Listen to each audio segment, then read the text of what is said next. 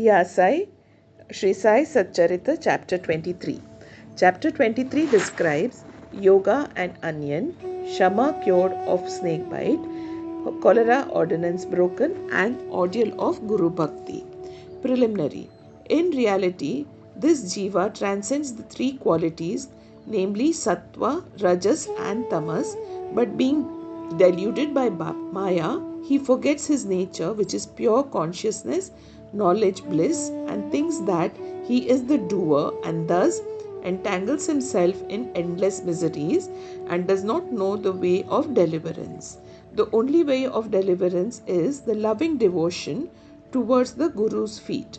The great player or actor, Lord Sai, has delighted his bhaktas and transformed them with himself. We regard Sai Baba as an incarnation of God for reasons already stated, but he always said that he was an obedient servant of God. Though an incarnation, he showed people the way to behave satisfactorily and to carry out the duties of their respective stations in this life. He never emulated others in any way, nor asked others to have something done for him. For him who saw the God in all movable and immovable things of this world, humility was the virtue. None he disregarded or disrespected, for he saw Narayan in all beings.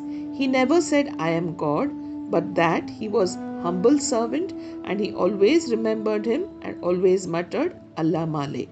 We do not know the various kinds of saints, how they behave, what they do, etc.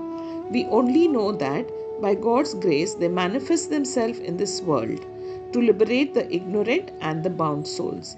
If there be any store of merits in our account, we get a desire or interest in listening to the stories and the leelas of the saints, otherwise not. Let us now turn to the main stories of this chapter. Yoga and Onion. Once it so happened that a sadhak of yoga came to Shirdi with Nana Sahib Chandorkar. He had studied all the works on yoga, including the Yoga Sutras of Patanjali, but had no practical experiences. He could not concentrate his mind and attain samadhi even for a short time. He thought that if Baba will be pleased with him, he will show him the way to attain samadhi for a longer time. With this object in view, he came to Shirdi, and when he went to the masjid, he saw Baba eating chapati with onions. On seeing this, a thought crossed his mind. How can this man eating stale bread with raw onions solve my difficulties and help me? Baba read his mind and said to Nana Sahib, O Nana, he who has the power to digest onion should eat it and none else. Hearing this remark, the yogi was wonderstruck and he fell at Baba's feet with complete surrender. With pure and open mind, he asked his difficulties and got their solution from Baba. Thus, being satisfied and happy, he lived Shirdi with Baba's Udi and blessings. Shama cured of snake bite. Before Hematpant begins the story, he says about the jiva that it can be very well compared with the parrot, that they both are bound, the one in the body and the other in a cage. Both think that their present bound state is good for them. It is only when a helper, that is the Guru, comes and by God's grace opens their eyes and liberates them from their bondage that their eyes are open to a greater and larger life compared to which their former bound and limited life is nothing. In the last chapter, it was shown how Baba anticipated the calamity that was to befall on Mr. Miracle and rescued him from it. Now, let the readers hear a story more interesting than this. Once Shama was bitten by a poisonous snake. His little finger was bitten and the poison began to spread in the body. The pain was also severe and Shama thought that he would pass away soon. His friends wanted to take him to the god Vithoba, where such cases were often sent, but Shama ran to the masjid to his Vithoba. When Baba saw him, he began to scold and abuse. He got enraged and said, O vile Baturdya, do not climb up, beware if you do so, and then roared, Go, get away, come down. Seeing Baba thus red with wrath, Shama was greatly puzzled and disappointed. He thought that the masjid was his home and Baba his sole refuge.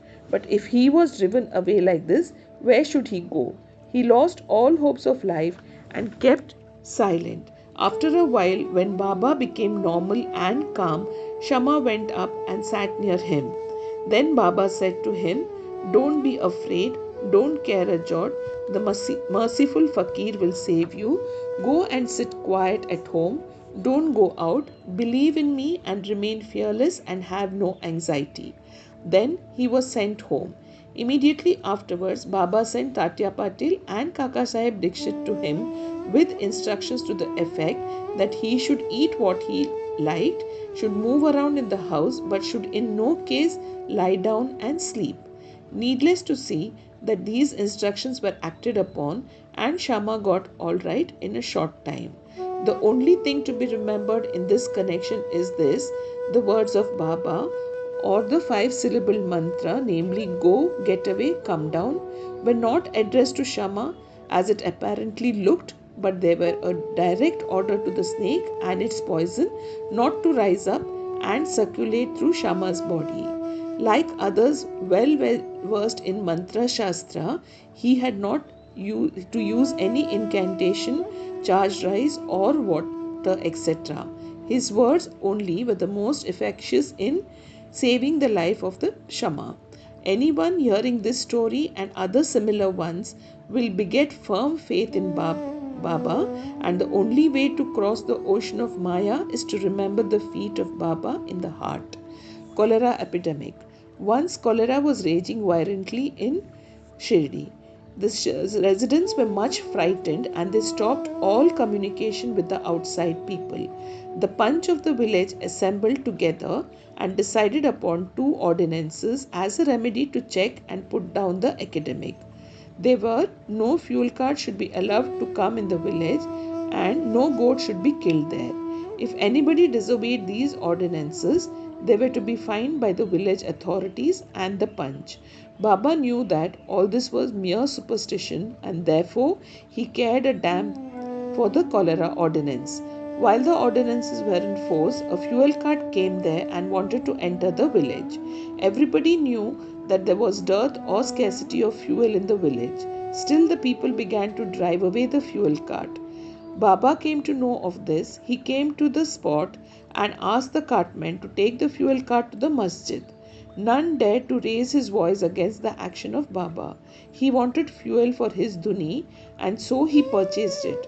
Like an Agnihotri keeping his sacred fire alive throughout his life, Baba kept his dhuni ever burning all day and night, and for this he always stocked the fuel. Baba's home, that is the masjid, was free and open to all. It had no lock and key, and some poor people removed some wood from there for their use. Baba did not grumble about this, and Baba saw that the whole universe was pervaded by the Almighty, and so he never bore enmity or ill will to anybody. Though perfectly detached, he behaved like an ordinary householder to set an example to the people. The ordeal of Guru Bhakti. Let us now see how the second cholera ordinance fared with Baba. While it was in force, somebody brought a goat to the masjid. It was weak, old and about to die. At this time, Fakir Pir Muhammad of Malegaon was near. Baba asked him to behead it with one stroke and offer it as an oblation. The Bade Baba was much respected by Sai Baba. He always sat on the right side of Baba. After the chilim was first smoked by him, it was then offered to Baba and others. After the dishes were served at the time of taking meals at noon, Baba called Bade Baba and made him sit on his left side, and then all partook of food. Baba paid him also daily rupees 50 out of the amount collected as dakshina. Baba accompanied him 100 steps whenever he went away from the masjid. Such was his position with Baba. But when Baba asked him to behead the goat, he flatly refused, saying why it should be killed for nothing. Then Baba asked Shama to kill it. He went to Radha Krishnamai and brought a knife from her and placed it before Baba. Knowing the purpose for which the knife was taken, she recalled it. Then Shama went to bring another knife, but stayed in the Vada and did not return soon. Then came the turn of Kaka Sahib Dikshit. He was gold, not doubt, but had to be tested. Baba asked him to get a knife and kill the goat. He went to the Sathe's Vada and returned with the knife. He was ready to kill it at Baba's bidding. He was born in a pure Brahmin family and never in his life knew killing. Though quite averse to do any act of violence, still he made himself bold to kill the goat. All the people wondered to see that while Bade Baba, a Mohammedan, was unwilling to kill it, but this Brahmin was making preparations to do so. He tightened his dhotar and with a semicircular motion raised his hand with the knife and looked at Baba for the final signal. Baba said, "What are you thinking of? Go on, strike." Then, when the hand was just about to come down, Baba said, "Stop, how cruel you are. Being a Brahmin, you are killing a goat." Kaka Sahib obeyed and kept the knife down and said to Baba, "Your word is a law unto us. We do not know any other ordinance. We remember you always, meditate on your form, and obey you day and night. We do not know or consider whether it is right or wrong to kill. We do not want to reason or discuss things, but implicit and prompt compliance with Guru's orders is our duty and dharma." Then Baba said to Kaka Sahib that he would himself do the offering and killing business. It was settled that the goat should be disposed of near a place called Takya where the fakirs used to sit. Then, when the goat was being taken to that place, it fell dead on the way. Hemant Pant closes the chapter with the classifications of disciples. He said that they are of three kinds: first or best, second or average, third or ordinary. The best kind of disciples are those who guess what their gurus want and immediately carry out and serve them without waiting for an order from them. The average disciples are those who carry out the orders of their masters to a letter without any delay, and the third kind of disciples are those who go on postponing the carrying out of their order and make mistakes at every step. The disciples should have firm faith backed up by intelligence, and if they add patience to these spiritual goals will not be distant. Control of breath in going and outgoing, or hatha yoga, or other difficult practices are not at all necessary.